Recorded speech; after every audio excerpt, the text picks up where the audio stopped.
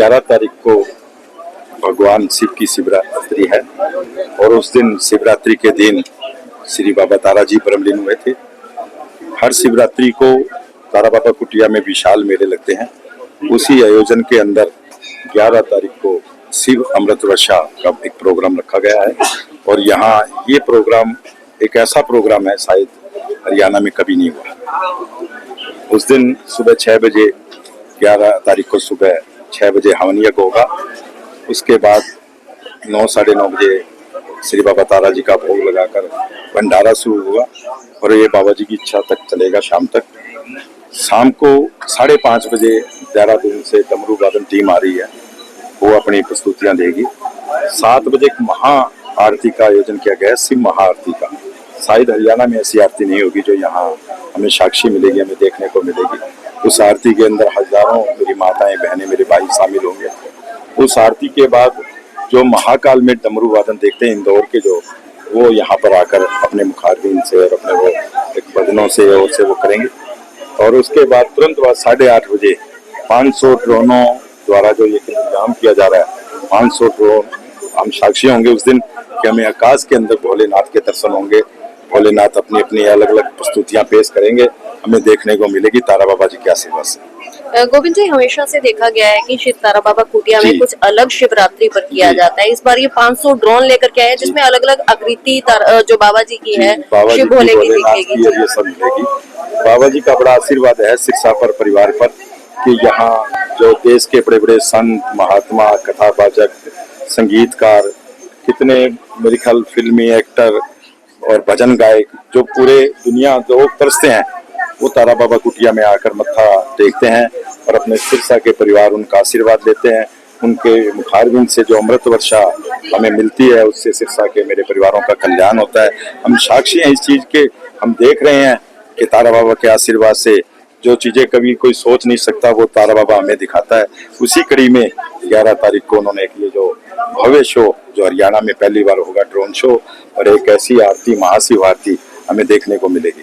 व्यवस्थाओं की बात करें, क्योंकि 500 ड्रोन लगेंगे और सिरसा के नहीं, अकेले नहीं कहूंगी, आसपास के क्षेत्र से भी लोग यहाँ पर पहुंचेंगे। व्यवस्था पूरे दूर से मैंने जो अभी सुना है, क्योंकि हमारे पास फोन भी आ रहे हैं कि लोग गाँव से बहुत इंतजाम किया है, बड़ी बड़ी स्क्रीनें लगाई है, बहुत पूरी कुटिया में साउंड का इंतजाम किया है कि लोगों को, मैं पर मेरे परिवार को यही कहूंगा कि आप जहाँ भी खड़े हैं, जैसे भी खड़े हैं, भागदौड़ ना कर आपके पास स्क्रीनें भी बहुत लगी है, इंतजाम साउंड का है। आप उस दिन भोलेनाथ का जो आशीर्वाद बरसेगा, जो बाबा तारा जी का आशीर्वाद बरसेगा, जहां आप खड़े होंगे वहीं आपको आशीर्वाद मिलेगा। वहीं खड़े होकर हमने थालियों का जो इंतजाम किया, आरती का इंतजाम भी किया है, वो एक जगह नहीं है, कई जगह 20-25 जगह इंतजाम किया है कि अलग किसी को भागदौड़ ना करनी पड़े। और आरती थाली की महाआरती में जो शामिल होने के लिए जो मेरा परिवार का सदस्य आएगा उसको वहीं मिले, लेकिन वो वहीं खड़ा होकर आरती करे और वहीं से गुणगान करे, तो भोलेनाथ का, तारा बाबा जी का आशीर्वाद उसको वहीं मिलेगा।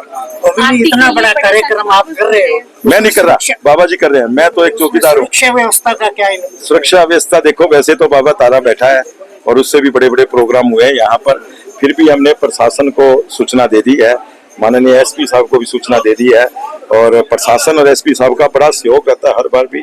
मैं भी यही चाहूंगा कि अब की बार भी उनका सहयोग रहे कि ज्यादा से ज्यादा संख्या में वो यहाँ ड्यूटियां लगाएं कि किसी को कोई दिक्कत ना आए।